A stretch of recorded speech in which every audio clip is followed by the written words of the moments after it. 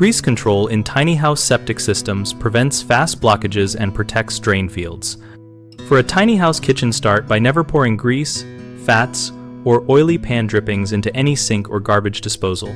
Cool and scrape solids into a sealed container for disposal or recycling. Install a grease trap or interceptor sized for low-flow kitchens. Choose a model rated for gravity flow and with removable baffles so you can clean it without tools. Pipe kitchen graywater through the trap before it reaches the septic or leach field, and slope lines gently at 1/4 inch per foot to avoid standing oil. Use an oil and food waste separation step, a fine mesh strainer at the sink, followed by a settling bucket for heavy particles, then the trap for emulsified oils.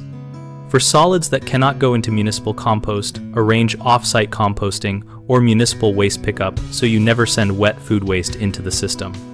Keep a maintenance log and empty the trap on a schedule based on use, typically every 1 to 3 months for tiny house occupancy, and always record volumes removed and where you legally disposed of them. Common problems are letting warm grease go down the drain, which later solidifies and narrows pipes, so always cool, collect, and store grease in sealed jars until proper disposal. Another issue is undersized traps that quickly fill and bypass.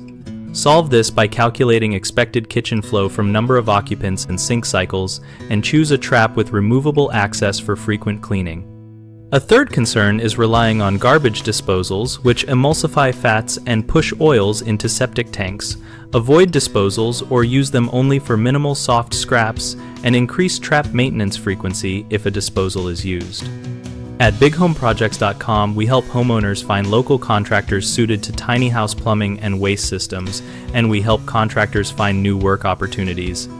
We also host a discussion community where we and other members share practical tips, maintenance experiences, and regional disposal guidance.